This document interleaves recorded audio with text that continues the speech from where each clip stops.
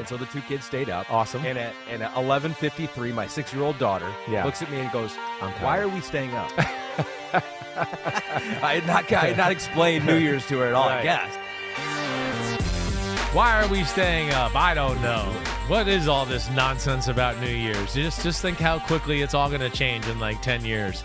Or she's going to be like, I want to stay up later, Dad. I want to stay up later. Or you're going to be calling and being like, where are you? Where it's 1 in the morning. Yeah. It's 1 in the morning, little girl. Why are you still at this party? What do you think it is, New Year's? Yeah, right. I'm starting to go through that. This was my first year where my little girl didn't want to spend New Year's with us. Oh, no. She went to a party, right. How old is she now? She's 16. Yeah. So it's like, I can't say no, right? I mean, that's what I wanted to do as a 16-year-old. You don't want her to be lame. No, I don't want her to be lame. Kids. Right, exactly. And so, yeah, there it is, and it's, okay, now it's 12:45, it's 1 o'clock, and you're waiting to hear from, hey, where are you at? What's going on? Did you have to reach out? Well, no, she's actually pretty good. Because what comes at that age, too, is, okay, party starts to die down a little after that, but now can we have a sleepover, right? So that's the text we get. Yeah. Can I have 2 friends sleep over? Right. And then we're finally gotten to the age where we send the Uber for them. I don't go pick them up anymore. Okay. We trust the Uber. My wife for a long time was like, I don't want to get an Uber. I don't trust those people, and I don't know what they're gonna do with our kids. And you're, all right, get in the car, let's go. And she's like, I don't know. I was like, I don't know. I mean, do you know any other place where you can get a driver and we can follow them and have a picture of the guy? I was like, that's true. I was like, Uber isn't worth $70 billion because they've been kidnapping kids, honey. Yeah. So I broke her down. We finally won. Yeah, I don't know anything about raising a teenager yet, but what I do know is she'll really enjoy you sharing the details of her life on the podcast. She doesn't listen to this shit. So we got a lot to talk about in this podcast here. We're going to kind of preview some of the crucial games in week 18. But, Chris, this is the first time on this podcast that you have addressed this, and you've talked about it with Mike Florio on Pro Football Talk, Damar Hamlin. It was, for me, it was like for all of us, like watching a real-life horror movie happen out in real time on TV. Horrific, positive progress being made for Damar Hamlin. It seems like that is what has been reported by his family. They said, quote, progress appears to be made. What are your thoughts here? We're obviously 2 days removed from all witnessing it on Monday Night Football. As we sit here right now, just what's top of mind for you? It's crushing. It feels like you're in mourning. I mean, that's what I feel like still. I mean, I do. It's like mourning for the human being, Damar Hamlin, and hope he makes it. A little bit mourning because of like, oh, man, messes up the mojo of football a little bit and gives it, a few more people some negative connotations to put around it, As an ex-player, putting myself, in the shoes of other players in their locker room. I mean, there's just so many emotions. Knowing coaches and people up there in Buffalo, so there's those personal connections. I think it's just we never like to see anybody get hurt. We never like to see anybody get, a devastating injury. We're all like, oh, gosh, his neck, his head. Mm-hmm. I mean, this went to another stratosphere. What? Dead on the field, heart not beating, like... And then I think what adds to it is the grandiosity of the game of the year, right? So it made it even more game of the year and started off with like fireworks where you're like, oh, it's Burrow and Allen. And oh my gosh, Burrow looks good. And this game looks like it's going to be awesome. And then like, what? So it just was a huge blow to the soul, to the heart. And I feel for them. I'm glad the game was called. And it's going to be hard for Buffalo to bounce back and kind of refocus here. They're the team that I look at more than any that's certainly got the biggest obstacle to overcome. I know Cincinnati has some of that, but at least it's not their player or somebody they know personally for the most part, you know what I mean? Yeah. So it doesn't hit home quite the same. But just a crushing moment overall, and it's scary when you get into those conversations of death because of sports. It's always scary. Well, that's why I think a lot of us, and for me, it was just you get to that point where you're like, what are we doing here? Yeah. Right. I mean, is it worth it? It's certainly not worth death, right? I mean, we would all say that, but. No. Yeah, but I've been there. I was going to say that thousands of men are going to make the decision to play this weekend. They're going to play next weekend. They're going to play for endless weekends in the future, which I think speaks to what this sport brings to individuals. Right. The opportunities, the positive things this sport brings, and so kind of take me into the mind. I mean, Has anyone else lost a spleen while playing football? I mean, you're in a rare situation, and you wanted to continue to play after that. That's right. I had a love for the game. I wanted to play that year. I mean, when I was starting to like, I can work out again in December and stuff, I was like, well, maybe I'll come back for the next 2 weeks. It's what I love to do. I understand. I took the risk and the danger of playing football, and that some bad and injuries were going to come along with that. I knew that. I watched my dad get hurt a lot. Does it hit home when you go, wait, they brought my wife in to say bye to me because I lost 9 pints of blood? I mean, things like that happened to me. Yeah, it's like, holy cow, that was crazy and wow. But it doesn't supplant my love for the game or the fact that I wanted to get out there again. And to your point of like, hey, horrible things happen. We know that through all these hundreds of thousands of football players and hundreds of thousands of football games, it's the first time that's ever happened. It's honestly kind of amazing. It's amazing that I'm the only one that's kind of lost a spleen. I mean, and been that close to death that way. It is. It's a tough, brutal sport. But I bet you, God willing, Damar Hamlin makes it out of this.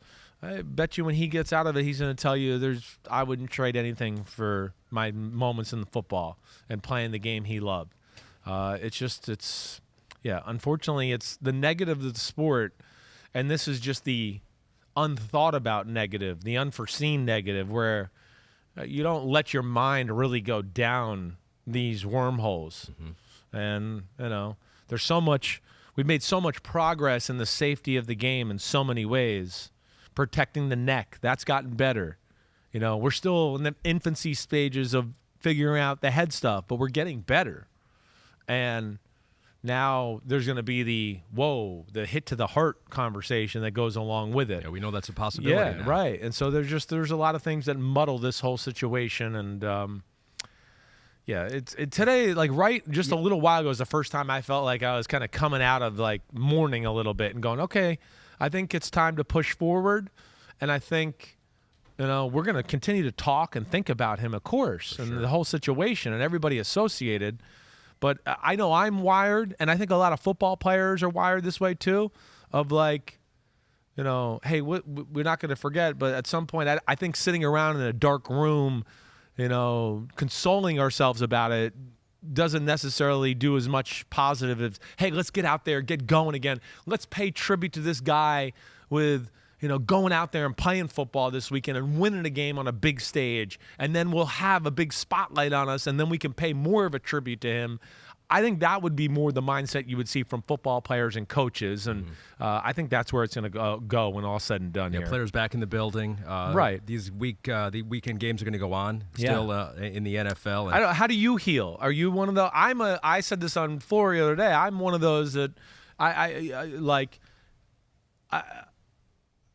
I'm sad no matter what. Yeah. I'd like something to take my mind off it and push forward a little bit and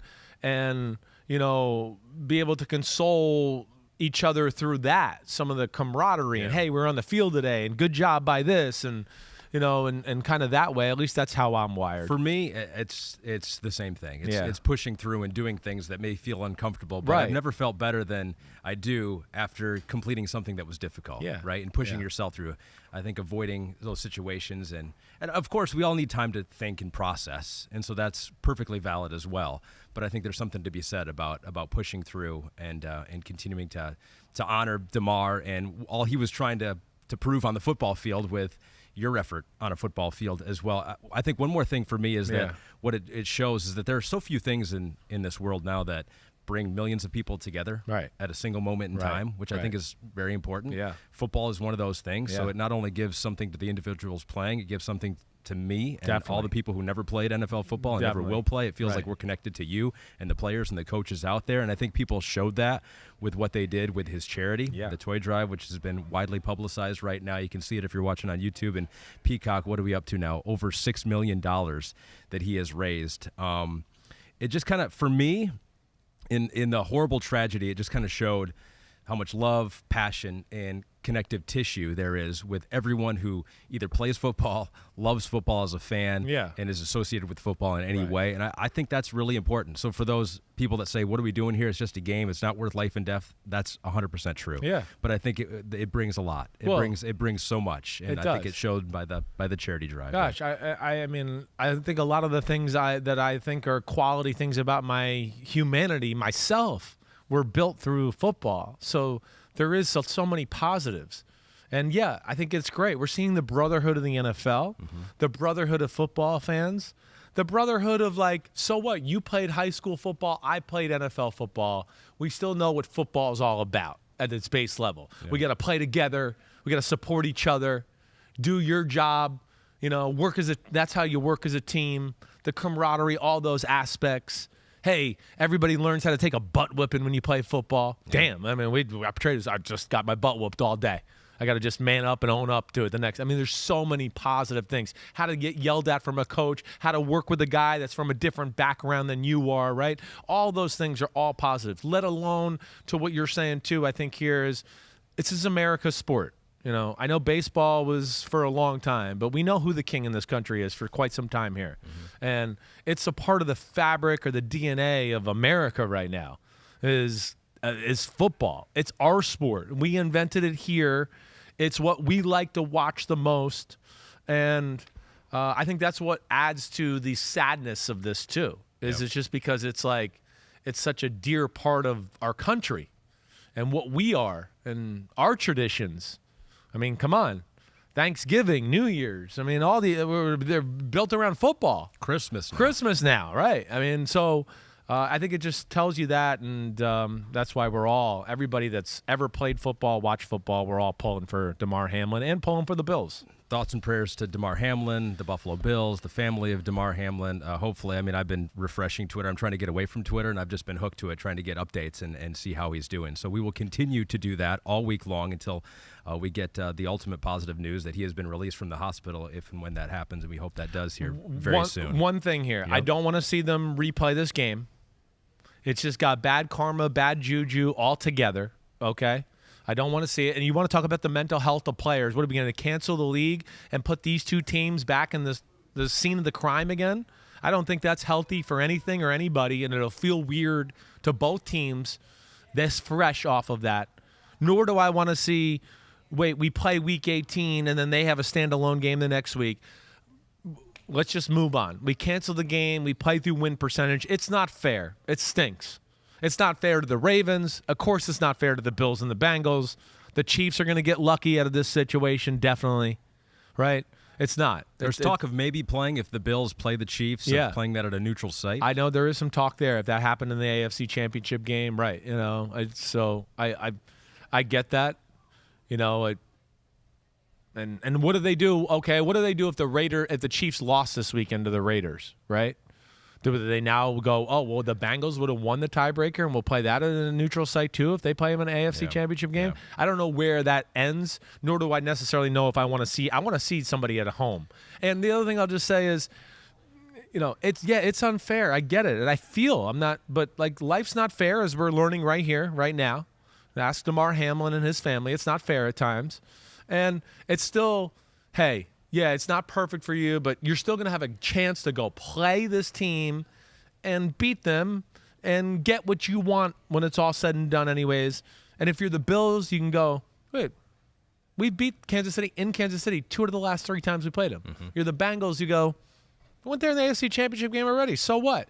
And they got 2 quarterbacks that I think are the kind of guys that are just be in the locker room going, you know what, this. We'll play them wherever we want. Let's go, guys. Let's buckle it up. I'm Joe Burrow. I'm Josh Allen. Let's go kick their ass. I don't give a shit where they play them. And boom. And so that's where I don't worry about the competitive advantage or disadvantage as much. There. And there's going to be a level of understanding throughout the NFL. There's no perfect solution. There's no perfect solution now. Yeah. It's just, and that's just the way it is. So it really stinks. It's unfortunate, and it's like I said, we were at the high point of the year. Yeah. I mean, I was so excited. So excited. I was literally like my wife, like, come on, sit down. Who are you picking tonight in the game? Who are you going to take, Burrow or Josh Allen? And, I mean, stinks. Really does. Yeah, and it makes it a little more confusing on the playoff scenarios here. But we'll get into those because we have a lot of games that we've already seen. In fact, all these games feature rematches. And so what we're going to try to do here throughout the rest of this pod is go through the games, the crucial games here in Week 18, and kind of look back at what happened previously. All these teams played before.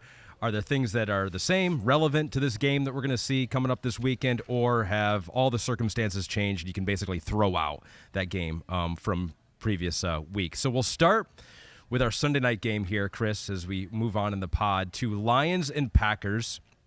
My Detroit Lions are in Sunday Night Football. Never thought I would see the day. It's finally happening. And who knows, by the time the game happens, they may be eliminated from the playoff situation because Seattle, if they do win, then that does eliminate Detroit from the playoff situation. Green Bay, it doesn't matter what Seattle does for them. If they beat Detroit, they get that 7 seed in the playoffs. They played Week 9, and it was one of the weirder games in the NFL because Aaron Rodgers had 3 interceptions in the game. One was in the end zone. The next one was in the end zone. Right. And the next one was at the 3-yard line. Yeah. And so they were on the doorstep, literally in the end zone 2 times when he was picked off. That has never happened before. Detroit won by 6. Detroit's offense didn't have a great game. You looked at the film from this one. Yeah. So let's just start kind of with the Packers-O. Yeah, okay. And basically Aaron Rodgers, that offense. What did you learn from looking back at the tape of that one that may be different or relevant to what we're going to see this Sunday night? Right. Well, there was a time of the year. I mean, you explained it right. You set the table. I mean, the Packers kind of controlled the game. It felt like one of those games where you watch it back and you go, they probably should have won that. The mistakes killed them. You know, like you said, it's 3 interceptions in the end zone. Yeah. Right. It's some plays left on the field. It was Aaron Rodgers at maybe one of the, I would say one of the worst points of his career, where he had no trust in the receivers. He didn't trust his O-line. He was always looking at them instead of looking downfield. He left a lot of plays and yards on the field. And, you know, the Lions themselves, they were worried about the run game more than the pass game in that game. So there's some things that change in this dynamic. You know, first off, you know, the Packers didn't have a great day running. They didn't have a bad day running either. I want to say this. They didn't run the ball up the middle, kind of like we talked about with Detroit and Carolina 2 weeks ago. They kind of found their success on the edge. It wasn't the big people, you know, you expect, oh, wait, you know, they ran for over 100 yards. They must have done some things like that. And you go, oh, wait, no, it was Rodgers scrambling and a few edge runs, but they didn't win or just overpower them up front. So they kind of stand pat in the run game. But, you know, they played a lot of single safety defenses, a lot of run defenses, and it just was going back, watching it was jarring, going, I mean, what teams have ever played like this against Aaron Rodgers, where they just play, we're going to stop the run and give you some of the best pass looks you can ever get. I got to think this time around that this is on Aaron Rodgers, this game. I don't think their run game is just going to dominate Detroit. And I think Detroit's going to play more of the, if they got to put one egg into the basket over the other, they're going to do, all right, though the year shows us the run game's a little bit more dangerous. But if they go too far into that, the Dobbs-Watson combination was not a real thing in Week 9. It is now. And Watson's, of course, a real option. And he's in the trust tree with Rodgers. There was plays in that game where he's open. There's plays, you know, throughout the game. You know, that was a game where they had Amari Rodgers and Sammy Watkins as 2 of their receivers that were playing a lot with Allen Lazard. You know, and even saying that, there was still a lot of people open and plays to be had. So I came away more than anything going, Rodgers should have thrown like 5 touchdowns for 500 yards. And if they're going to win this game, I do think it's going to be on him. Okay. And whether he can deliver some of these plays that are there to be had. So they have Watson now, and Dobbs has worked his way in maybe a little bit more now. So that's better. That's a difference. Is Aaron different? Has he progressed? He has, but not as much as I would like to have seen him progress. At least there's some aggressive mindset, and he's not turning down all the deep throws anymore.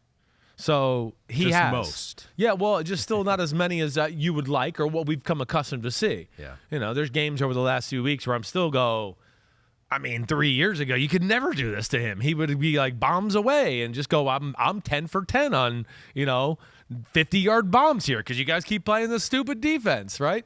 So there's still that element, but I do think it's definitely better than what it was at Week 9, which I said was a real low point. So I think it's likely that the Packers offense plays a little bit better against a really bad Detroit Lions defense, but... Well, last one more thing. Wow, Colombo again. Colombo. This is where I think it's different, too. I'd be shocked. Your Lions defense, you've seen, you're not that good at pass defense. Right. I'd be shocked if they don't come away looking at that film going, you know what, forget the 2 tight end sets and the running and all that. Let's spread them out. Let's spread them out and put them in a little bit of bind. If they want to play zone, they're not that great at zone, and I'll pick them apart that way. And the RPOs and all those will all work. And then if they want to play man-to-man, then they gave us some opportunities in the first time, and I hit Alan Lazard and probably should have hit him more along with other guys that I'm telling you about. Right. That was what I wanted to say to end it up. Sorry to interrupt you for the first of 10 times today. All right, so they'll probably score more than 9 points. I would bet the over on 9 points for the Green Bay Packers, but I could also bet the over on 15 points for the Detroit Lions because we've seen that offense be very good, and in this game they weren't really. Goff threw for 137 yards, had a pick. Team ran for 117. So as you look at the other side of the ball, are there things that the Lions maybe can also do that would give the Packers more trouble than we saw the first time? Oddly enough, I feel like yes, and I know how good the Lions are at running the football, and they like to do that. The Packers sold out in such a way to stop the run in the first game that I thought Detroit almost did itself a disservice by continuing to stay with it to where you'd go, no. You guys need to spread out too, especially on first and second down.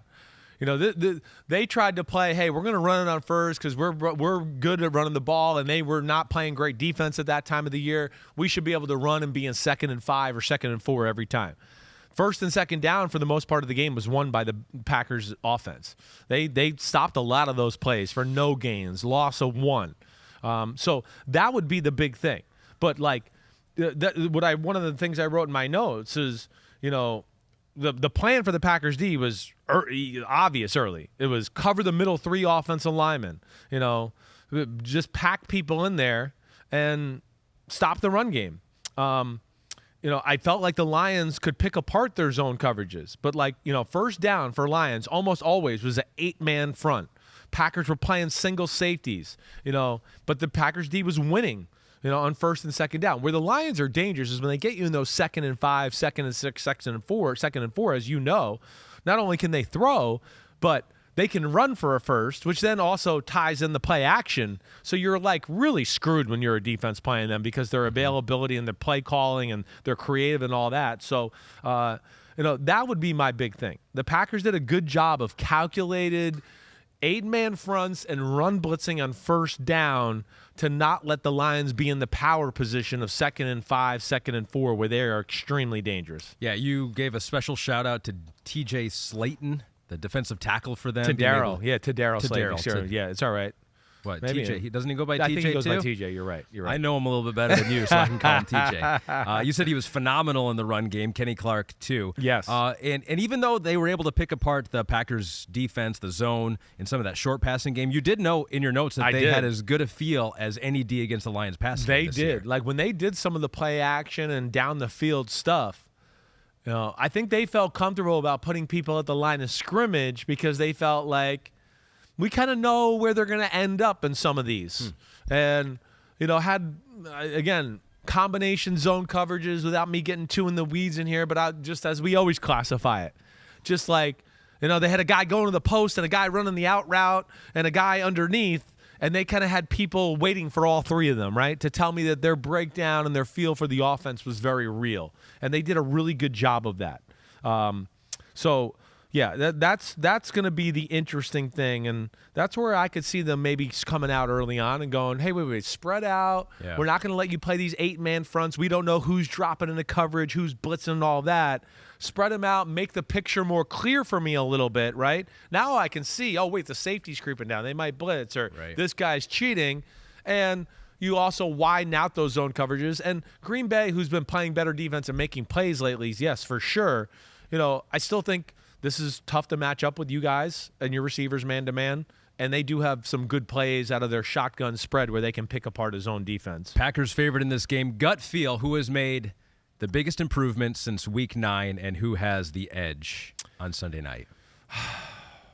It's not your final pick yet. No, sorry. I know. I'm sorry. Sorry. No, yeah, I think that's all right. I'll shut up. No, I don't know if I'm definitely going to. I just feel like the Packers do have the edge. I do have the gut feel of, it's at home. It's Aaron Rodgers. It's Green Bay. They got a lot of positive vibes going. It's certainly not a slam dunk type of thing, but I do think the Packers have the advantage, yes. What I will say, too, and there was some concern about putting this game in Sunday night in that window because Seattle, they're saying it might be unfair to Seattle because if Seattle wins, then Detroit knows they have nothing to play for and that they're eliminated from the playoffs. Maybe they won't give the Packers the game. I almost feel like the opposite could happen. It could take the pressure off. Exactly. And then you just have go, nothing to lose. Let's ruin the Packers You're year. I wasn't going to call this play on 3rd and 7. Yeah. But now, it, we're not going to be playing next week anyways. Let's go for it. Yeah. Agreed. And, last thing you said with the zones, too, because I want to make sure I'm clear about that. Okay. Because they had a great feel for the zones and all of that. My thing was, I think they'll be able to play off of this a little this time, too, as far as hear what I'm saying a little. The Packers like to play zone. They're very good at, passing a guy off, right? Hey, this guy's going to the post. And, but I think they're going to find ways of what I'm trying to say is to kind of expose some of the things they did. I think they're going to be able to find some ways to go, wait, in this zone, this guy did this to us, and they had one guy cover 2 of our guys. But if we just change the route of the one guy, right, they would have no way to cover this, and they're going to be exposed. Yeah. Where I could see the Lions exposing them a few times through things that were done the first time to go, wait, we're not going to let you do that again. You can't cover 2 guys with one guy here. We're going to change the combination a little bit and screw you over. Sorry about that. I just had to get that. No matter what happens, it's been a fun season as a Lions fan. Yes, exactly. That is my way of preparing myself for disappointment, we're very good at that as Detroit Lions fans. You just prepare yourself for the worst, and if the best happens, you're surprised. Right.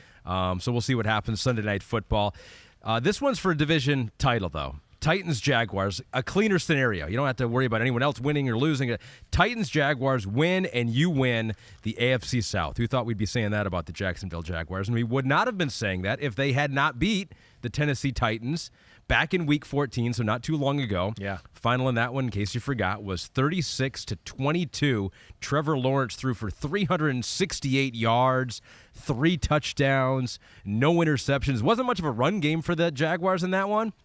They didn't need it. Trevor Lawrence was just slicing and dicing him up. Derrick Henry fumbled a couple times in the game. Ryan Tannehill started. So when we try to think what was relevant from that game to this game that we're going to have Week 18, we have a different quarterback, and it's not going to be Malik Willis. Right. We got Dobbs in at quarterback. So let's just start there. What's going to be – what does that change about this matchup? I think that Dobbs at least allows them to play closer to the way they would play if Ryan Tannehill was the quarterback, right? I mean, he's not Ryan Tannehill. We know that. But at least what we saw last week on the Thursday night game against the Cowboys as compared to a game we've seen or a few games we've seen with Malik Willis, at least there's a semblance of the drop-back pass game that does work with Josh Dobbs. Again, Malik Willis he's very raw. We talked about that a ton during the draft process. So I think that's the big thing more than anything. You're not going to be able to go, wait, it's 3rd and 8. They're going to run the ball if Malik Willis is in there. They're just going to run it and maybe get the first, but just be okay with punting the ball. You're not going to have that. Or, first down's not going to be quite as conservative. They might be able to go, hey, no, we trust Josh Dobbs to drop back in a 3-step drop a game here and get us, 5 yards on first down. So I think that's the biggest thing overall. Mm-hmm. But I think we know what's going to be the real thing here for the Titans. They're going to rely on Derrick Henry eating up the clock, right? Few play-action passes, probably a few screens to Derrick Henry as well. They're going to feed the beast. And hopefully that they're going to hope they can eat clock and let that carry them, and then their defense can make some holds, and they can win a game ugly that way. So they were able to move the ball. They just had 3 turnovers. It looked like three fumbles and 1 interception. I think 3 of those in the first half. Trayvon Walker strip sack, started it, gave him a short field. Tannehill has an open guy in the slot, tries to throw it quick. The guy's not ready for it, not even looking for it, interception. They drive down the next drive. Derrick Henry fumbles along the sideline. So one's backed up, gave the Jaguars Titans. gave the Jaguars points. The other one, they're on fringe field goal territory. You're going, oh, they got another few yards here. They can get a first down. Jaguars went down and got a field goal off of that turnover. And then they drive down, and they are in field goal range, and they maybe have a chance to score a touchdown, and Derrick Henry fumbles, and the Jaguars go down and get another field goal. That was significant. The Jaguars' offense was struggling a little early on to try to find its footing and how they wanted to attack the Titans, and those extra possessions kind of gave them a little bit better feel, finally got them in some rhythm, and I think they answered a few questions as far as how they wanted to attack, and then they exploded in the second half. How about you mentioned they rely on the run game, control the clock, but still remain aggressive. You think that's important for them because this is a different Jaguars offense that they're going to have to keep up with. Yes, they're going to have to. The Jaguars offense is real. I mean, it's. I don't think you could just sit back and just go, wait, we can win this game definitely 17-14. I think you got to have a few trick plays, a few well-designed play-action passes and things maybe to keep the pace here. You're definitely missing something in Ryan Tannehill. You know, again, the Ryan Tannehill made a lot of big throws in this football game where, you know, throwing the ball was an issue with Ryan Tannehill. We knew that. They now have great weapons. They're not great in that department. They have nobody that scares you. So that's where it's going to be a big question. And, you know, the Jags just got to stop the run. That's the biggest thing. And that's been their issue the whole year. And in this game, for some reason, at one point in the game, early on in the game, they tried to play, we're going to play Trayvon Walker at defensive tackle and try to win with speed up front, like 4 guys just to create chaos. And they just got absolutely gashed. Absolutely gashed. And then they kind of adjusted after Derrick Henry ripped a few big runs to start going, we got to change it, and we got to change our fronts, and we got to play a little more run game defense and get some size in the game. And that at least allowed them to manage some things. So other side of the ball, how did Trevor Lawrence throw for 360 yards, and will the Titans be able to prevent that from happening this time? Yeah, I think that, you know, one, they want to run the ball only to just keep the Titans honest. I don't think they're going to be able to run the ball successfully. I'd be shocked. But the one thing I do know they can do is they can protect against the Titans, right? And I'm sure you saw that in my notes. Yeah. The Titans can, I mean, the Jaguars can really protect. The Titans are not a great pass rushing football team. And to me, early on in this football game, when the Jags were kind of struggling, they were trying to run the ball. You know, Trevor Lawrence was not viewed as we're viewing him right now, right? He was blowing some games and missing some throws, and we were still in the process of like, it's just getting good here with Trevor Lawrence. So I don't think he was totally allowed to like just tear them apart yet. I don't think they were totally in the trust tree there, right? They were starting to get some signs week before that, like, oh, wow, he's starting to get really good. But it was the second half of this football game where I think we all started to go, uh-oh, this looks like it's going to another level. And they were trying to run the ball early, high percentage, 5 and 8 yard, 10-yard passes. The Titans were, as you've heard me say, they're one of the best pass-off people and do all that. And they were playing all these coverages that were great for stopping 8 and 5 and 10-yard passes. But I think what they started to realize is, we can protect. Let's start getting guys down the field. And if they want to play these zones and try to pass people off down the field with this much area, good luck, because there's going to be some big windows, and they started to tear them apart that way. And I can certainly see that being the case once again. That's interesting. They trusted their pass protect a little bit more as the game went on. Right. They trusted Trevor Lawrence to take advantage of that as the game went on. It almost seems like that has carried through the rest of the season for the Jags. That's what I mean. That's what I was trying to say, I guess, what I didn't. It was like, the first half, it was like, hey, he's been kind of good lately, but we don't totally trust him to just go out and go attack Trevor Lawrence. And then they got some of those turnovers. They got a few plays, and I think they started to realize, we can protect them, and our guy is seeing the field great. Okay, I trust him. Let's go. And then all of a sudden it was 15-yard completion, 20-yard completion, 25-yard completion, and you were just like, oh my gosh, they're gashing the Titans defense whatever way they want. And my thing with the Jags is don't fall in the trap. Spread them out. You're not going to be able to run against them. You are going to be able to throw against them. Even if you think you're going to get in run formations and then try to throw it, you're still playing in the the wheelhouse for the Titans defense. Because like I said, they can be creative and blitzes and drop out when everybody's close and condensed. I don't know who's coming, who's dropping out. We're all close in here. The disguises get easier, all that. I would say this is another one. Nope. Trust your quarterback. Spread them out. Let your O-line block them. Your quarterback will pick them apart. And much like the Titans, you think, need to take a couple chances on offense, they might need to do that on defense, too. Yeah, I guess. They're going to have to take some calculated risks. They're at a disadvantage here. They are, and it's gonna maybe have to be, fake blitz, drop out. We faked the blitz a few times. This time we are gonna blitz. But it's hard. This is the other thing. The Jaguars are really good. They're good at picking up blitzes. That's Doug Peterson. He's from the Andy Reid School of Coaching and all that. They know how to pick it up and sort it out the right way. So, yeah, I think, the Titans are got their hands full here. And this is going to have to take a special game plan by them, I think, to stop the Jaguars on that side of the ball. It's in Jacksonville. I don't know the line, but I would guess Jacksonville's probably favored by 3 or 4 points. I don't know. Pete, do we know what the line is on that one? Pete's searching here. It was 6. And who knows if it's changed since then. We're getting a live of 6.5 now. So Jaguars favored by almost a touchdown in this game. I understand to win the division title. They're rolling. They really are. And it's a tough one when you don't have your quarterback and you haven't been in a really good offense all year long. And now you're going into a guy that wasn't even on your team earlier in the year. And like I said, they're them winning the game. They're going to have to control the clock. Dobbs is going to, of course, have to make some big throws. Yep. And the defense is going to have to kind of be special.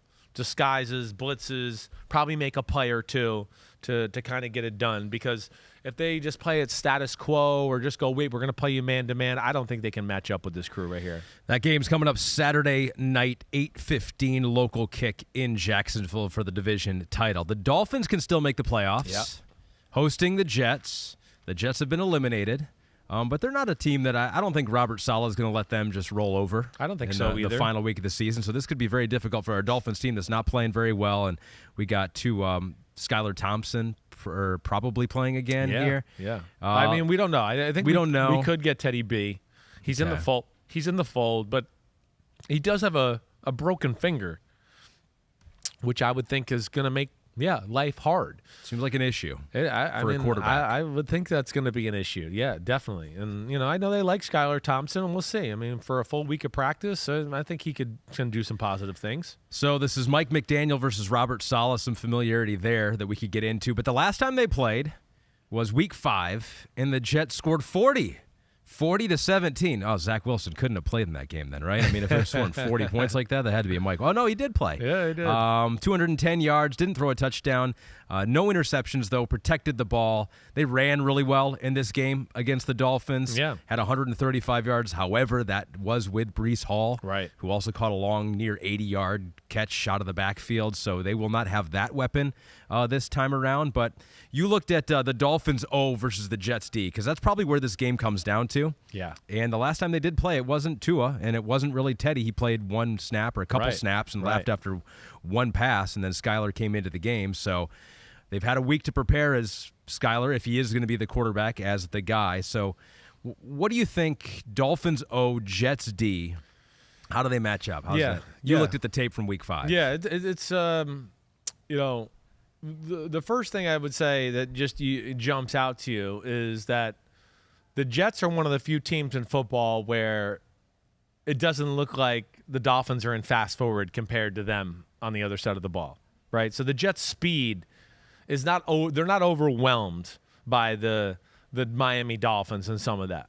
The other thing that the Jets dabble in more than maybe a team like the 49ers or is Seattle 3. And I do think kind of comes in handy a little bit in this matchup because it's 8 men at the line of scrimmage a lot of the times, and we're talking about a team that is fast. So when it comes to screens and RPOs, that means they got a lot of fast people right there for screens down the line of scrimmage or the short pass game, right? I think that helps them there. That's definitely a positive. I can't imagine the Dolphins' RPO game and all that being as dangerous without Tua, as we've said. That's definitely where he brings a big positive to their football team, or their pass game in general quite being as dangerous with Skylar Thompson, right? I think they're going to have to play a little bit of a different way too. Now, the other thing that jumped out to me in the game as the game went on, the Jets started to dabble in that cover 4 a little bit, right? And it gave the Dolphins some issues, which also I think prepared them when they played the 49ers, who played cover 4, and they said, oh, we saw your old coordinator do this to us, and we got something for you. We had a feeling you might break this coverage out on us, right? So the Jets better be careful with that now, because the Dolphins have shown they have a lot of answers to just absolutely obliterate cover 4, all right? The speed of the Jets made it hard for them to get big plays of yak, right? You didn't see Tyreek Hill catch any balls over the middle and run up the field for 30 yards or, waddle and any of that because of the speed and the scheme I'm talking about, with people always kind of being at the line of scrimmage there. So those were all positives. The other aspect of this is this. It's another game where we can go in and go, the Dolphins weren't patient enough running the football, right? You kind of knew that, right, as you knew I was going to say that? Yes. And you saw the stats. The stats are kind of mind-blowing. The stats are that of, as you look at them and go, wait, why didn't you run it more? Right? It's kind of that. 137 yards. Right. Mostert had 113. Yep. Seemed pretty easy for him. And their backs were average. Mostert was averaging 6.3 yards per carry. Yeah. Jeff Wilson's there now. And it wasn't like they were losing by 20 and so they had to just throw the ball, because misleading. This game was close. It was a 2-point game. Jets were only up 19-17 in the fourth quarter, and then they got 3 touchdowns late after a missed field goal, Skyler fumble at the 5-yard line, missed fourth down at the 30. So it was all short fields at the end of the game. Right. It's very misleading. This was one of those games where, I can remember watching it going, it's 19-17 with Skylar Thompson in the fourth quarter. How is this going on? Right? That's where I was going. And then the Jets put together, a little drive to give themselves some breathing room. And then, the issues and Dolphins started messing up. You think they can run again on them, though? I do. This is where it's not a great running team, as we talked about, but he's great at, creating angles and getting teams to slow down a little bit because of the speed sweeps and all that, as McDaniel. Also, the Dolphins O-line, they're pretty athletic group, right? Shanahan, that group, they want kind of more athletic, more than big lumbering. And they were not overwhelmed by the speed of the front of the Jets. I think that was an encouraging thing. The Jets are one of those teams a lot of the times, for most of their matchups this year, you might be able to overpower them, but guys get off blocks and they squeak through a hole and you can't keep up with them. They create chaos, right? They did a pretty good job sorting that out. They just don't fall in the trap, the Dolphins. I know I'm going to say this for every game here, but it's because I've learned something from the first game. If they're going to throw it 35 times or more, they're going to lose the game. I can just tell you that. They'll lose. He'll get strip sack fumbled, or he won't see the field clearly, and he'll throw an interception. They need to live in the world of what you saw me in my notes here. Run game, reverses, speed sweeps, take advantage of the over-aggressive Jets defense. Run game, screens, reverses, speed sweeps, play action pass. That's all they need. We know what the Jets' offense is. It's not that great. We know what the Miami's defense is, good and can limit teams to scoring points. So if they can this is a game where, hey, it's not going to be the Tyreek Hill 80-yard touchdown and Waddle show. This is one where you might have to play a little uglier football and play to win 20-17 or 21-14, whatever it is. But don't fall in that trap of dropping back and throwing the ball too much. If they can win this game, they have a shot at that 7th seed in the AFC. They need to win, and they need New England to lose. New England in Buffalo playing the Bills. Last time this game happened was in New England. It was Week 13. The Bills won by a couple scores. 24-10 was the final as we move ahead to Patriots at Bills. So New England basically has the easiest path, right? You just gotta win. You can still get in though if you lose, and then Miami loses, and Pitt loses, and then Jacksonville wins. Bill will have the Patriots in the playoffs once again. So let's take a closer look at this. The easiest scenario for all the fans in New England is for the Patriots just to beat the Buffalo Bills. which, I mean, that brings into a whole another question of, like, what's the Bills' headspace going to be like in this game, and things that you just cannot evaluate on tape. So we'll just stick to what we saw in Week 13 here. It was a game that the Bills won, I guess, fairly easily, even though it wasn't always easy offensively for them. That's the way to put it, right? I mean, the question is, again, it's just, I mean, one of the things I think we'd start off is just go, what can we – the big problem is, what do we expect from the Patriots offense, right? The defense, we know what to expect to a degree. But, can the offense help them out? Can the offense get to 20 against Buffalo? I mean, that's the real question. And, of course, the first time they played, that was the, stop calling the quick game, throw the ball down the field, right? Mac Jones on the sideline yelling at the coaches and all that. Right, so, that's one concern right off the bat. And, yeah, they're fighting an uphill battle on that side of the ball. The Bills' defense, smothered them the first time around. They really couldn't get in rhythm doing anything. Yeah, 242 yards of total offense for the Patriots in this game. Right. And they actually won the turnover battle. I don't think the Patriots turned it over at all. No. Buffalo had just one. Buffalo at the strip sack. Uche ran Josh Allen down. Right. Hey, this is tough. The Patriots defense is very good. They don't have a ton of superstars, but they're very good. They did a lot of things right in the first matchup. Change in coverages, mostly zone, an occasional blitz here and there, early on. They were doing, a lot of great things. I mean, different coverage almost every play, almost like what we talked about with the Patriots and Joe Burrow just a few weeks ago. Yeah. But my big thing is they ran the ball on the Patriots, which was kind of surprising. Be interested to see if they can do that again. Barmore's back. That helps them out. I don't think they really believed that the Bills would run the ball on them the first time. There'll be a little bit more focus there and pride and all that too. And I don't even know if I believe the Bills can run on them again for another time in a row. I'm not sure I'm sold on that idea either. But the other thing is they didn't have really a plan for Josh Allen scrambling. That really hurt them.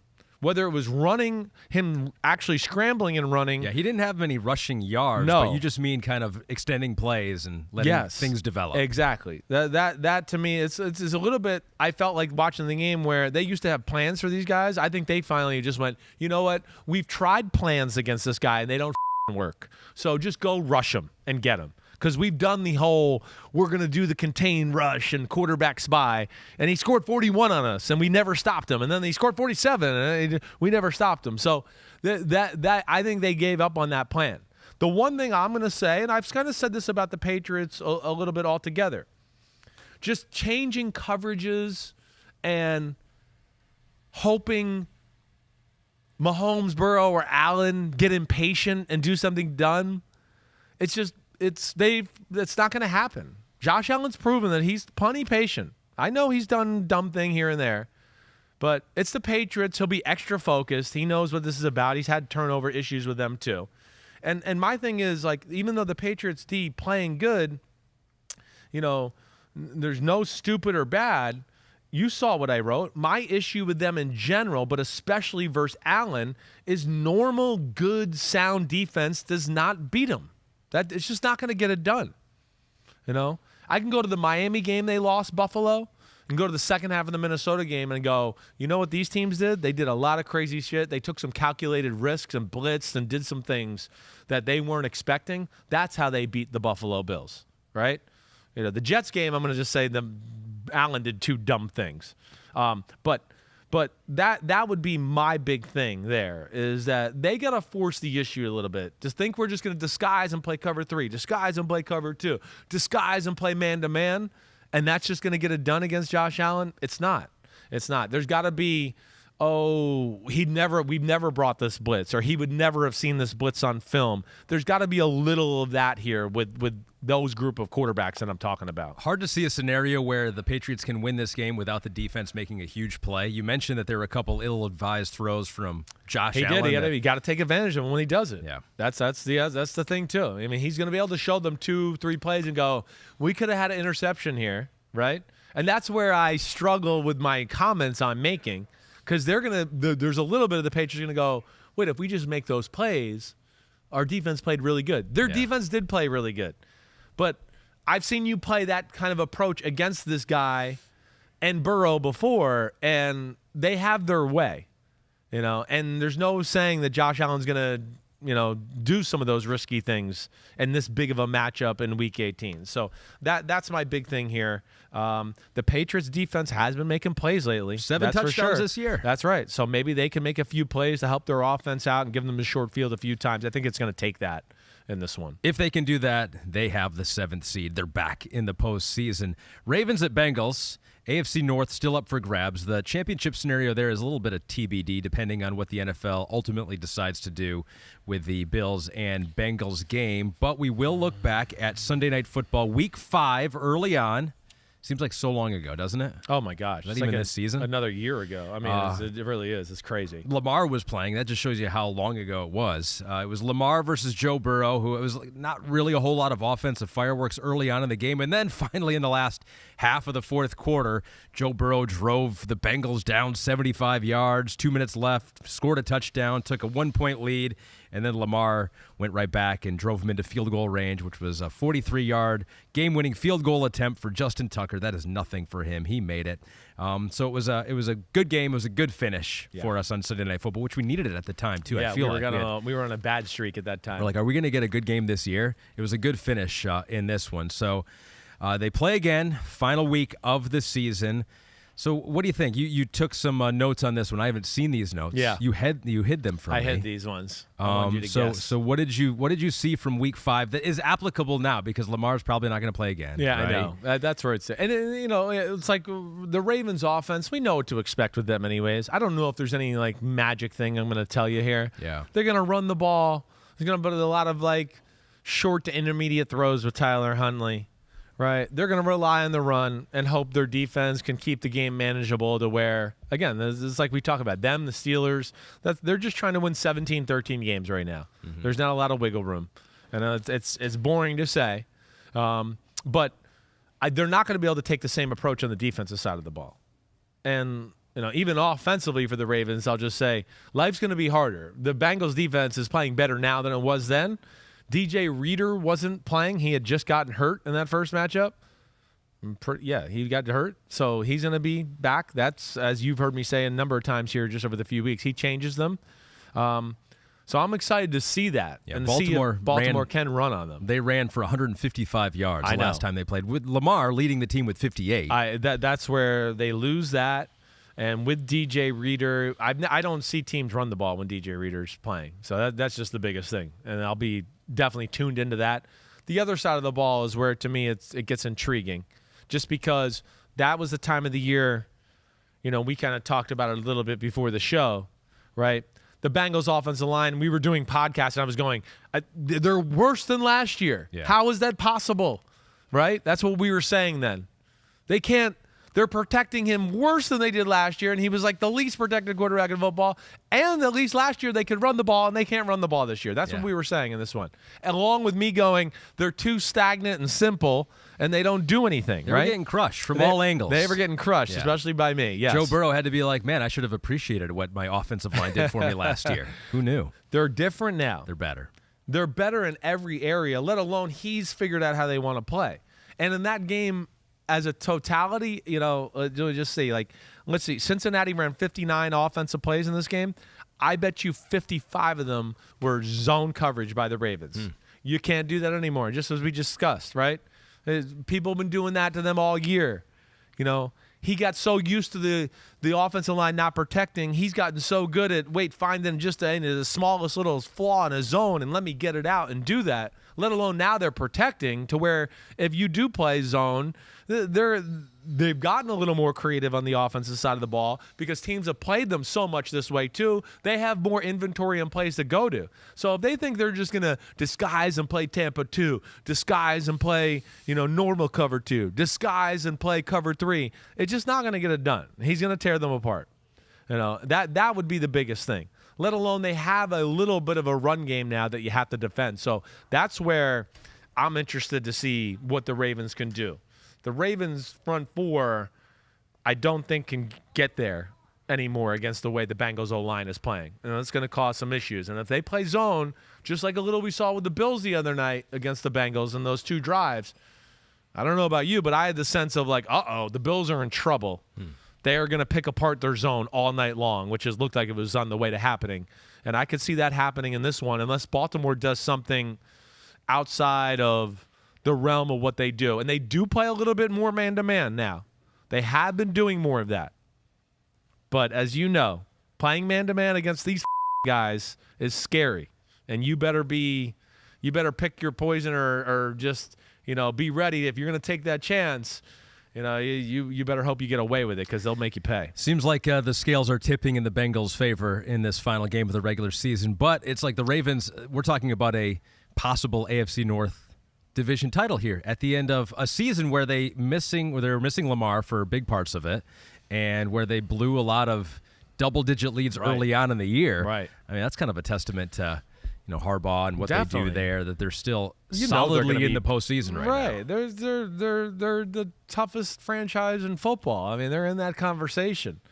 Like physically, literally, whatever you want to talk about. They're mentally tough. There's a lot to be said there. And they have fixed some of their areas, and like we've talked about, their run game has gotten going. They need Lamar if they want to be serious about a playoff run. But yeah, I would think it's going to have to be something outlandish, spectacular for them to win the game this weekend against Cincinnati. Yeah, I don't know, or maybe they can catch Cincinnati kind of in the doldrums of what happened on Monday night, and they're not focused, and them still thinking about that. But the Bengals are just, they're good. They're real good. Now, a handful of games here. We'll go kind of lightning round style. Lightning. Not super fast lightning, yeah. Like slower lightning. Like, what would that be? What kind of a round is that? It's just like... Yeah, thunder round. Yeah, the thunder round. Thank you, Pete. We're going to do the thunder round right now. So don't feel like you need to go super fast, but we got 1, 2, 3, 4, 5, 6 other games. And we'll talk a little bit about 49ers here, too, that have playoff implications here. So we're going to talk about one thing that could trip up the favorites in these games. Yeah. So we'll start with Browns at Steelers. Browns eliminated. They're gone. We'll talk about them next year, maybe. Steelers still have a chance, amazingly. They can clinch the 7th seed. They got to win against the Browns at home in Pittsburgh. They have to hope the Dolphins lose, and they have to hope the Patriots lose, which could happen. Those are tough opponents, tough defenses that both of those teams play. Steelers are favored by 2.5. Last time they played the Browns way back in Week 3, the Browns won this game by 12. It was Mitchell Trubisky versus Jacoby Brissett. Right. So a whole lot has changed since then. Cleveland ran for 171 yards against them. So Steelers favored, though, this time around. How do you feel about the Steelers, and what might be the problem for them against Cleveland here, final week this season? I think the biggest thing is the run game. I mean, Cleveland's one of those teams that has shown the ability to really just kind of be able to run the ball against anybody. It doesn't matter. And that's what would scare me. Just that they can kind of control the game that way and eat up the clock, run game. Oh, wait, now it's 8 or 9 guys hovering at the line of scrimmage, and damn, it's Amari Cooper one-on-one outside now.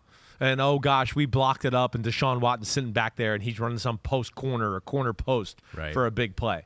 But I think it's the run game of the Cleveland Browns to where I look at, that could take things off rails, especially, especially with it becomes, it's a 6-minute drive, and they ran the ball, and, oh, wait, now the Steelers went 3 and out. Oh, gosh, the Cleveland got the ball. Oh, it was another 6-minute drive, and they went down and got another field goal or touchdown. They could put Pittsburgh in a game they don't want to be in. And that's, I think, the one area I look at more than anything else. And again, if Pittsburgh loses, if the Dolphins lose, if the Patriots lose, then the Jacksonville Jaguars get in, win or lose. I know. This is crazy. And I think that's a very real possibility with the way you said it. Yeah. I do. I mean, I do think the Steelers are going to have to do a little bit like what we saw last week on Sunday Night Football. One of the things I said in the pregame show when we were breaking down the Ravens' run game against the Steelers the first time around, I said to Tony Dungy after he broke it down to play, I got to think the Steelers are going to have to play something different. They can't. There's just no way they're going to be able to go, hey, do this, and you guys will just somehow beat them this time, right? And I think that they're going to have to bring out last week, if you remember, and Collinsworth and Tirico were talking about this early on in the game, They had 6 guys at the line of scrimmage. They had 5 D linemen in, 6 D linemen. I think they might have to sell out like that. And again, just take your chances of going, hey, we're going to be one-on-one with Cooper, or we're going to shade the safety over there, and we'll take our chances, but we're not going to let Nick Chubb and company just, gash us. So Pittsburgh trying to get into the postseason. The Chiefs are solidly in, still have a chance at the 1 seed, depending on how it all shakes out with Buffalo here. They take on the Raiders. They are favored by 7.5 points in Las Vegas, which maybe is a little surprising when you consider what happened in Week 5, Monday Night Football, where the Chiefs won by just a point against Las Vegas, despite Patrick Mahomes throwing 4 touchdown passes, all to Travis Kelce in the game. Josh Jacobs ran for 154 yards against the Chiefs in that one. So what could trip up Pat, Andy, and the Chiefs? Well, one, the Chiefs are the ultimate, take the foot off the gas pedal and screw around, right? So, that's the obvious one, as you know. You've heard me kind of complain about that the last few weeks with them on the offensive side of the ball. Just going, man, there's more plays and points, and they have moments of being so awesome, and then all of a sudden they take 2 or 3 drives off. That's always a possibility with them. But I think realistically, it's a little bit what we saw in the first matchup. I would think they think we can move the ball in the Chiefs' defense, and we can not only run the ball, but we're going to be able to push the ball down the field with Darren Waller and Hunter Renfrow healthy and all of that right now. And Jarrett Stidham. Now, where the Chiefs are different is the Chiefs are starting to expand their playbook on the defensive side of the ball, as I told you last week a little bit. And they are starting to have their moments of, we'll take a calculated risk, or we're going to double this guy. We don't give a shit. You're going to have to beat us with somebody else. They're starting to do more and more of that. But that to me would be the thing I would look at. I think this is a Raiders offense that has a lot of confidence with Jarrett Stidham. Again, I don't think they made that move without feeling the team and players, and I'm not saying it was fair to Derek Carr, because it does seem a little unfair to him in a lot of ways. But I don't think they would have made that move unless they thought this guy could be dangerous and do some of the things we saw him do to the 49ers last week. And that's where I could see this becoming, interesting. Josh Jacobs runs the ball well, big play action passes to Waller and Renfrow, and all of a sudden we're sitting there going, it's 27-all, with 5 minutes left in the game. And that's where it could be dicey. Aren't a whole lot of games this season, Week 18, where teams can just rest guys. I feel like there are fewer this year, especially with the good teams. Yeah. At the top, still fighting for a 1 seed. I guess it's the one bye. I can't remember it ever. Yeah, right? Where it's this much, right? It seems crazy. It's definitely different. We would have thought that the Eagles would have had the 1 seed wrapped up a couple weeks ago, but they've lost a couple in a row now. No Jalen Hurts has been a big reason why. They can clinch the 1 seed finally with a win hosting the Giants. They can also get it if the 49ers and Cowboys lose, but the easiest path is beat the Giants, who are one of those rare teams this year that really have nothing to play for. They're locked into their playoff seed. I know. I wonder what the Giants' approach is going to be to a degree. Again, I know you want to play and all that, but at the same time, I don't know, do you want to play to such an extent that you could wear out your football team and you can be maybe banged up and injured for the wild card round? I think that's always a valid discussion here. The only way I really feel like, it'd be Eagles' mistakes. Yeah. I feel like more than anything. They're favored by 14. Right. They beat them 48-22 in Week 14. It's not a favorable matchup for the Giants. It's the Giants, again, they're not great at stopping the run, and we're talking about a team that runs it on anybody they want. And then, the Giants like to play man-to-man and have to load the box to help stop the run, and nobody wants to play man-to-man against these guys. So that's where they're really screwed. It's that. Mistakes, or maybe can their run game go off? Can their run game go off to what we just talked about there, a few minutes ago? Can they control the clock and do almost what Washington did to a degree? Mm-hmm. Washington, when they beat Philadelphia, long drives, converting a ton of 3rd and 3s, right, and 3rd and 2s, and running for 4 or 5 yards on first down, so they were always in second and manageable. Maybe that's it. But this is not a favorable matchup for the Giants. And Jalen Hurts, what's the latest with him? I don't think we know for sure. I think he is practicing. Today's the day I think we'll get a better gauge here in a little while to know how much he practiced and all of that. Yeah. No definitive word right now, but this is a kind of game and a bad matchup for the Giants, and they might be resting their starters that, I don't know, even if Gardner Minshew has to play, as bad as he is, they might still win this You're game. Funny. You're a very funny guy over there. You want to go down that road? Sure. So Eagles, it looks likely they're going to get the 1 seed, but you never know. NFL is pretty crazy. Yes, it is. If they slip up, maybe the Cowboys have a chance to get up there. They are at Washington. Dallas favored by 5.5. Last time they played was way back in Week 4. Dallas won by 15, 25-10 in a Cooper Rush game. That was back when we were saying Cooper Rush might be the answer to the Dallas Cowboys. Ride the hot hand until he lost, and then Dak was like, all right, I'll come back next week. This game, early in the fourth quarter, they kind of put it away with a 30-yard touchdown pass to CeeDee Lamb. But if anything is going to trip up the Dallas Cowboys this time against the Commanders, it will be... Well, I mean, maybe the D-line can make some play, right? You get a strip sack fumble. For Washington. But I don't... I just think Dallas is so good on offense right now. That's really not my concern or where I see the problem is. To me, would be the only issue here is this Dallas getting too overly aggressive on the defensive side of the ball to where they just give Heineke too many one-on-one opportunities and McLaurin or Curtis Samuel to where it's just like, well, yeah, they run 4-3. What did you think was going to happen when you just get in their face play after play after play, right? That would be the one where... that would be the spot I'd go, ooh, wait, let me be careful here a little bit. Let me not give them too many chances for one of their freaky receivers and speed burners to burn us that way. That would be the only way I could kind of see them messing this up. Of all the teams that I feel like could just fall apart Week 18, the Washington Commanders seem like a top choice. It seems weird right now. You're right. It's over. It's just the last, the Wentz, the Heineke, now back to Heineke, and people making a bigger deal of Ron Rivera not knowing they were eliminated and all that. Yeah, I hear what you're saying. They're just like, get me out of the season. Get me out of here. All that's happened with the ownership and all that's just it's a lot of crap. It is. They're half foot out the door, halfway out the door. Vikings at Bears. This is significant because Minnesota can clinch the number 2 seed with a win and a 49ers loss, and so for seeding purposes right here, they're favored by only 5.5 points in Chicago. That's going to go up.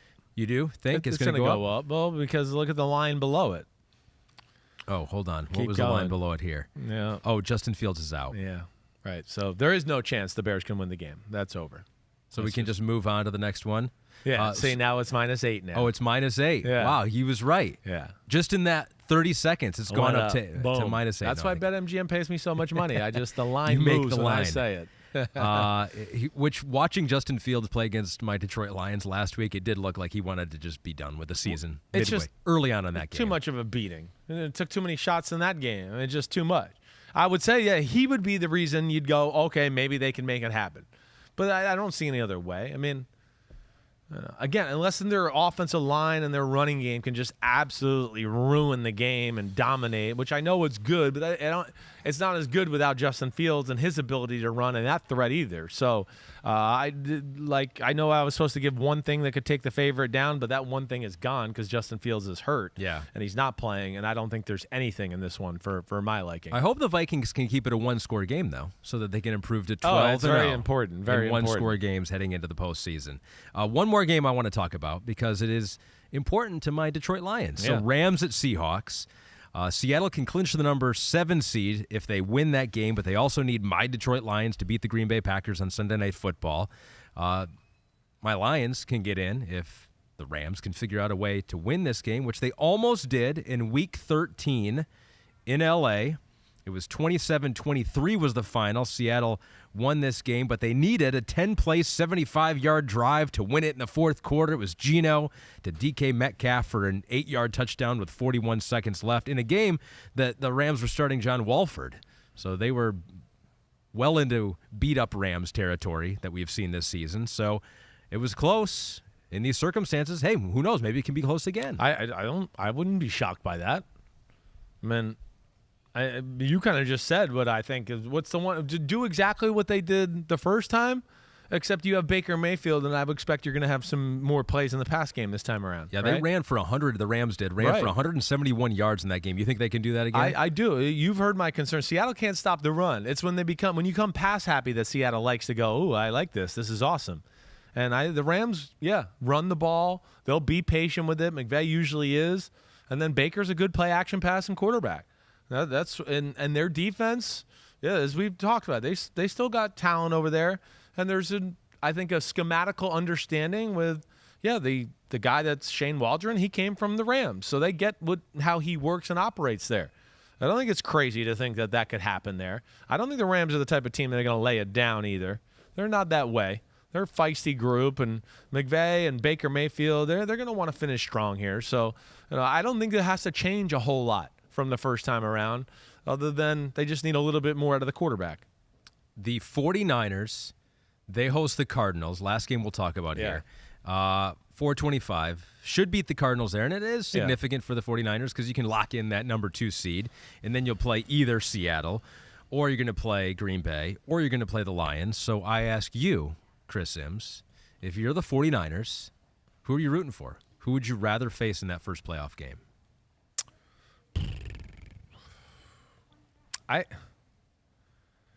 Who do you match up with the best? I know. It's there's something about me that wants to say you don't want to play the Seahawks. I don't know why. It's just a divisional rival that's, they've shown a little bit of a propensity to have a feel for Shanahan's offense. Their offense is dangerous. I know they haven't been able to protect. So maybe I'm wrong there. Gosh, I guess the team I look at, it is the Seahawks or the Lions. Packers would still scare me. Yeah. Packers, they're running the ball. They have experience against the 49ers too, so they kind of know how they operate. Matt LaFleur might have a few tricks up his sleeve. This is scary. Rodgers going for broke. That would scare me. I guess if you're going to make me choose, one or the other, I think I'm going to go with the Seahawks. Oh. I am. Over my Detroit Lions. Detroit would still scare me, and the fact that I think their run defense is better than people think up front. I think those D-lines, you've heard me say the last few weeks, it's not their D-linemen that get pushed around a whole lot. And that offense would scare me. It just would. It's balanced, and they're an offense that I think can maybe replicate a little bit what we saw the Raiders do to the 49ers last week and put them in some tough spots. Not only creative good concepts, we got good play action pass, and we can run it well. And so you can't ever just, angle yourself to play one particular area more than the other. Where, Seattle, I feel like they're going to go, wait, they can't really run the ball on us. And they can't really stop the run. So that's just advantage us all the way. And so, after a lot of hemming and hawing there, I'm going Seattle. Seattle Seahawks. That's who the 49ers. Who would have thought the 49ers would be rooting for that fierce division rival and Pete Carroll to get into the postseason? We'll see if that happens. We'll also see who finishes out the year strong. Man. Because these offseason awards are coming up. They are coming. Our BetMGM Comeback Player of the Year odds. Now, this is interesting because you got a couple players out there in the NFC West. Christian McCaffrey, along with Geno Smith, the co-favorites at this moment, plus 175. Saquon Barkley, the third choice. Jared Goff now, the fourth choice at plus 1,000. Wow, look at Jared getting in the mix here. Now, didn't he play last year? That's what I was just going to say. It was like this is to me where the media and people want it both ways, right? They want to tell you they should replace him with Matt Stafford and that he's actually better. Yeah. But then they're also going to admit he wasn't very good last year. He was so bad, actually, we're going to give him the comeback player of the year from just being bad. He wasn't even hurt or an injury. Yeah. Right? So that's where I don't understand. I mean, the talk sometimes. I feel like we need to clarify this award. I feel like there needs clarification big time. What is he coming back from? And now you're admitting that maybe you don't trade Matthew Stafford for Jared Goff. But okay, he was hurt a little bit last year. Yeah, I guess so. Maybe if you're hurt one game and that's it, you're like, okay, you can you've now qualified for Comeback Player of the Year. But they are good stories, and Christian McCaffrey missed a big portion of the year. He did. I don't know. I like Geno. I like the Geno story. That'd be my pick. To me, it's Geno or Saquon.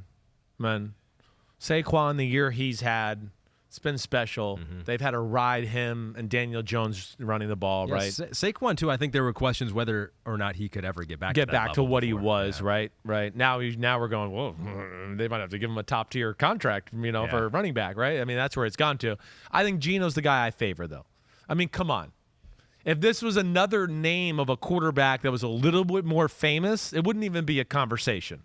Come on. If this was like Allen, Mahomes, Burrow, any of the top-tier quarterbacks who were missed all last year because of a knee injury. Yeah. And they came back and were 5th in quarterback rating with 29 touchdowns and 9 interceptions. We'd all go, it's not even a contest. I think you're right. Right? But it's Geno, so now he's 4th in the betting. Even a guy like Baker Mayfield. Right, exactly. There yeah. you go. So that's where, it's Geno to me all the way. I'm with you there. I'm trying to think now who has got the leg up on next year's award. I guess maybe Lamar Jackson, right? He's missed a lot of games, right? Could he do it? Yeah. So those are the current odds. Comeback player of the year. We'll have those debates as the offseason progresses here. The action never stops at BetMGM. You can sign up now using the bonus code SIMS. Your first wager risk-free up to $1,000. So say you bet $100 on Saquon Barkley to win comeback player of the year. If you win, you'll get $225. And Morgan will be very happy. She's fist pumping over there. But if you lose, you still get $100 worth of free bets. Simply download the BetMGM app today or go to BetMGM.com. Enter the bonus code SIMS to make your first wager risk-free up to $1,000. Now we play some music. We haven't played music yet in this pod. What's going on? We play music for the first time because it is time to give out the Week 17 Big Butt Awards. Booyah. Woo! It is that time. Big butts and we cannot lie. The Big Butt of the Week Award. Time to give some love to these big guys. Some tushes. There's a couple sacks, forced fumble. He's a butting superstar. Woo! Give it to him, Ahmed. One butt cheek. And this is why you're the big butt expert of the world right now. Woo! Of the world. Not even of this country. Of the world. Or of Connecticut. Of the world. Of the world. Did you tell your wife that? I don't think that should be part of the swag. I don't know what she'd say. Hey, about honey, that. make a shirt that says "I'm the big butt expert of the world." Yeah. We'll see. I'll have. Next Christmas, Pete says I'll have you tell her that. Okay. Inform her of that decision. I'll start with the edge. Yeah. Because I get to hand it out to my guy. Yeah. For the first time all year, a Detroit Lion has won a Big Butt Award.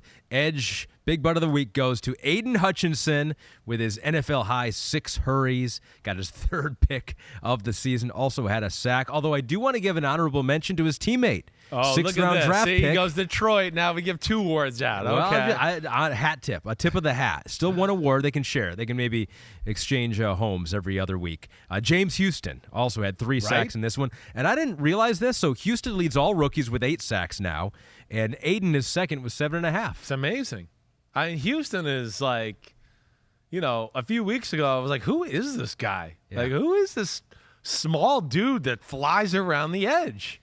Right? I mean, he's got a little of like this Elvis Doomerville, right? That kind of guy. Yeah. Or, the outside linebacker for the Steelers. He won defensive MVP. The linebacker, 92. Harris. Harrison. Yeah, what the hell's his first name? I'm blanking. I used to do the weightlifting videos. Yep. I mean, James Harrison. Holy crap. Yeah. That's just there's too many football players. If I can't remember a legend like that, holy cow. Yeah, he's got kind of that build and way about him. It's rare to see somebody like compact like that be that great of a pass rusher, but his explosion is real. And to your other guy, I mean, as we discussed on Monday a little bit, the guy's just a football player. He's a baller. He really is. He does everything awesome.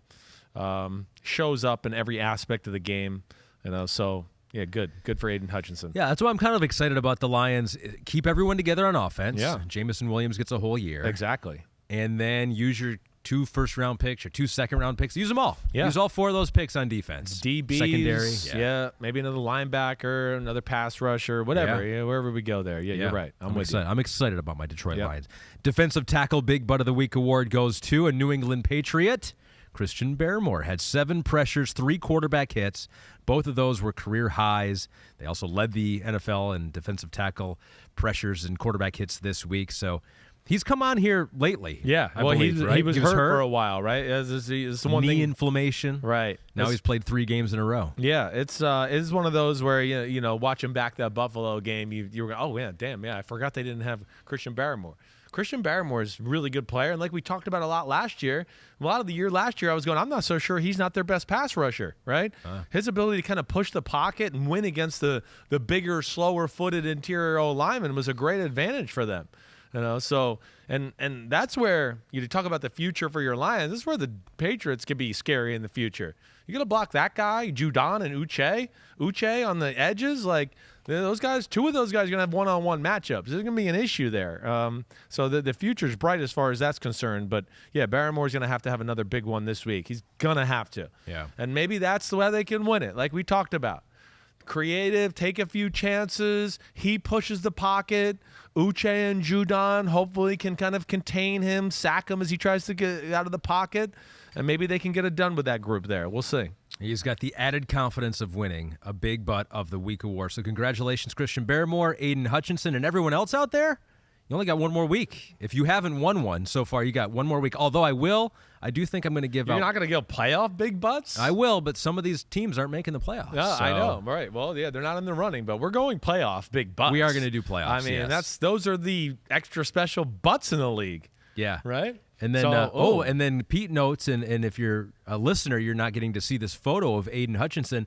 That is a butt photo, basically. That is. It's a very, very firm right buttocks there. It's shapely. Well, maybe we says. should do that from now on. They're all butt photos? Well, they got to be butt photos. Like it's a big butt award. In fact, maybe we shouldn't even. We have to. That's what we should do for now on. Go. Now you have to guess who this butt is as you tend to say his stats, and I'll figure it out. That might be something good for the future. All right. You zoom in on just the butt. Then we can really say we're experts and go like, I actually know what his butt looked like. Like I studied it. You go. I can identify every NFL player by his butt. It's like a rare skill that we have. We're gonna study your butt too up there. All right. So Kristen, well done. there. And next time it's just all butts. And now HR has made its way down to level 1 of this building. We made some people chuckle as they walk by. That's what we're here. We offended them. We offended them and made them chuckle all at the same time. The last thing we'll do on the pod is we'll see how the homies are doing. In their playoff picks, we're tracking your predictions that we had in the beginning of the season. 816 predictions rolled in. Chris and Pete, you've been tweeting out the spreadsheet, and so homies can check how they are doing, and if they forgot who they picked, you can remind yourself. So sad news, none of the entries can still correctly predict all 14 playoff teams. Yeah, I'm not surprised. I was hoping one homie would be able to. That's why the NFL is amazing, though. To do it. But 13 smart, beautiful people, Pete notes here, had them making the playoffs. The Giants. For the New York Giants. Oh, yeah. New York Giants. Them made the playoffs. Look at them. Them is good. Skipped ahead there a little bit there. Chris, Pete, you did not have. How could you not have the Giants? Yeah, I don't. No faith. Yeah, I know. What a bad fan I am. But you're happy. You're happy to be wrong there. As far as the Buccaneers, 83% had them winning the NFC South. See, we knew all along. It would be cruise right into the postseason. 14% had them as the wild card. Which was okay. I almost give more credit to the 14 people than the 83%. The 14% than the 83%. That they just had them as a wild card? Because they knew there was trouble. Yeah. They were like, who's gonna pop up in the division? There's the real trouble question brewing. is, though, who did they pick to win the division? This would be the thing I want to know about those 14 people. Yeah. Falcons are Saints right. now. Right. Jets, 15 people had them in the playoffs. Man, they were looking so good a month and a half ago. Like geniuses. Sorry. Washington Commanders, 4.5% of you out there had them in the playoffs. Almost. I kind of give you credit. You went on a limb, and there was a good chance there a couple weeks ago. By the way, breaking news, the Commanders are going to start Sam Howell Sunday versus the Cowboys. Wow, so they're going to see what he's got and, see maybe if they want to dabble in Sam Howell maybe is the answer for next year. Could he be, you think? I doubt it. I don't know really what you're going to – in one game in this scenario, I think it's always hard to just go, we're going to get a true picture of what this guy can do here in this situation, right? I liked him at North Carolina. I you hear saw you. the tape, and one of the things he did was, they just threw the ball down the field. Yeah. And you've got the weapons there in Washington to stretch the field. Yeah, so I know. Maybe it's a good matchup. It could be. And like we said, if Dallas plays over-aggressive, which they tend to do at times, maybe he'll have a chance to throw some balls down the field. As far as the Carolina Panthers, 16% of you had them in the playoffs, including me. I put my faith in them again 2 years in a row. Damn, you were so close. I was close when it was 21 to 10 in the fourth quarter. I was feeling so good. I was almost right. Right. I give credit to myself. Raiders, 27% of you had them in the playoffs. That's not going to happen. Saints, 60% of you. That was me. Had the Saints in the playoffs, including you, including me. Yeah. NFC, I'm going to take some L's for sure. AFC, as I stand right now, I guess what I'm missing, the Jacksonville is going to be. I had Tennessee, of course, in there. Oh, man. You could have been a hero. You had Bengals yeah. All right, Dolphins. So Ravens, Bengals, Dolphins. Yeah, Titans. I had the Ravens winning the division, Bengals. So, yes. Okay. Yeah. I had the Dolphins in. I'm not out of that there yet. Not going to be terrible. Not out of it there. Titans could still get in. And then Dolphins can still be in. I can still have my 7 teams in the AFC. I like that. NFC, yeah, there was a few curveballs there for sure. I don't think the Dolphins are getting in. I don't think the Titans are getting in. I doubt it too. We'll see. But you never know. One of those could. So that's it. So Chris and Pete will post those results on Twitter later today. Maybe it's probably already out there. Yeah. I don't know if it is. I can't look right now. I'm doing a show. At the time you're listening to this. Yes, but you're right. It will be out there. And we're going to do our quarterback school videos here, so you can see those on social here in a few minutes. We're going to break down a few plays from Raiders, Niners, Packers, Lions, Week 9. We'll show all that. And then, again, continue to send in the questions. We'll see. We don't know where this NFL week's going totally. As it stands right now, I think we're having a normal Week 18, and they're going to scrap that Buffalo Cincinnati game from Monday night. But again, let's everybody keep Damar Hamlin, his family, the Buffalo Bills in our prayers. Everybody out there, stay safe. I think it's a great lesson for us to appreciate our loved ones. Don't be afraid to go out there and, tell a brother, an uncle, whoever you love them. And life is delicate for sure. But I appreciate everybody tuning into the podcast today. Be good. Ahmed, you are the freaking man for riding, or not riding, but driving the ship. That's what you were doing. And you were riding in it too. I drive occasionally, and then I jump in the passenger seat and ride along with you. And damn, you look good in your gold pants today. All right, everybody, peace out. Have a good rest of your week. Check out me and Flory tomorrow on our Picks podcast. Clap it up. Clap it up.